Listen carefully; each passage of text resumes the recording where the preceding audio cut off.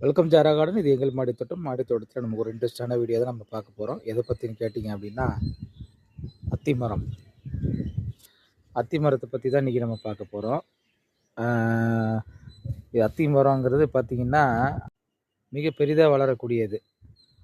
ஆனால் மாடித்தோட்டத்திலே இப்போ நிறையா வைக்கிறாங்க. அது மரபணு செஞ்சு மாடித்தோட்டத்தில் வைக்கக்கூடிய அளவுக்கு மரம் சிறிதாக பழங்கள் நிறைய கொடுக்குற அளவுக்கு நிறைய மாற்றங்கள் செஞ்சுருக்காங்க இப்போ விவசாயத்தில். இப்போ அப்படி கேள்விப்பட்டு வாங்கி வச்ச அத்தி மரம் தான் இது. இங்கே பாருங்கள், இது இப்போ நான் வாங்கி வச்சு கிட்டத்தட்ட பார்த்தீங்க அப்படின்னா ஒரு 3 மாத காலம்தான் ஆகுது. நீங்கள் சொன்னாலும் நம்ப போகிறதில்ல. இதை பாருங்கள், இந்த செடி நான் நடும்போது இப்போ பாருங்கள், இதில் எழுதி வச்சேன்.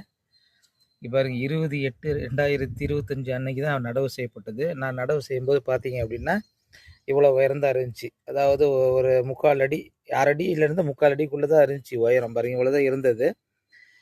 இது நான் இப்போ வச்சு பார்த்தீங்கன்னா கிட்டத்தட்ட 3 மாதம் தான் ஆகுது. 3 மாதத்துலேயே பார்த்தீங்க அப்படின்னா ஒரு 3 அடி உயர அளவுக்கு வந்திருக்கு. இங்கே பாருங்கள், 3 அடி உயர அளவுக்கு வந்திருக்கு. பழங்கள் பாருங்கள், நான் உண்மையிலே இது எதிர்பார்க்கவே இல்லை. நான் இதெல்லாம் வாங்கி வச்சு 1 வருஷம் 2 வருஷம் கழிச்சு தான் பழம் வரும் அப்படின்னு நான் நினச்சிட்டு இருந்தேன். நான் இது எதிர்பார்க்கவே இல்லை. இது ஹைப்ரிட் வெரைட்டியா இல்லை என்ன நமக்கு தெரியல. இதை பற்றி நமக்கு தெரியல. இங்கே பாருங்கள், எத்தனை பழம் இருக்குது பாருங்கள். கிட்டத்தட்ட ஒரு 10 பழத்துக்கு பக்கமாக இருக்குது. இலைகளும் பாருங்கள், நல்லா பெருசாக நல்லா தான் வளர்ந்துருக்கு. ஆனால் இது என்னன்னு தெரியல. இதை பாருங்கள், இந்த மாதிரி சிவப்பாக இருக்குது. இது என்ன காரணம், எந்த சத்து பத்தாமல் இந்த மாதிரி இருக்குதுன்னு எனக்கு தெரியல. தெரிஞ்சவங்க கமெண்டில் சொல்லுங்கள். பச்சை பசேல்னு இருந்தது ஆரம்ப காலத்தில். பாருங்கள், இந்த மாதிரி இருந்தது ஆரம்ப காலத்தில் பச்சை பசேல்னு. இப்போ இந்த இலை மட்டும் கொஞ்சம் மாறிக்கிட்டு இருக்குது கலர். இந்த இலையெல்லாம் பார்த்தீங்கன்னா நல்லா எப்பயும் போல தான் இருக்குது. ஆனால் இங்கே இருக்கிற இலையெல்லாம் இந்த மாதிரி கலர் மாறிட்டு இருக்கு. இதை கட் பண்ணி விடணுமா என்னன்னு தெரியல. ஆனால் நான் நிறைய கட் பண்ணி விட்ருக்கேன். இங்கே பாருங்கள், இதில் எல்லாமே இலை இருந்தது. இப்போ இந்த கணுக்கள் எல்லாத்துலேயுமே இலை இருந்தது. நான் கட் பண்ணி விட்ருக்கேன். அந்த கட் பண்ணி விட்டதில் அங்கே பாருங்கள், திரும்ப முளைப்பு வருது பாருங்கள். இதையும் கட் பண்ணி விடணும்னு நினைக்கிறேன் நான்.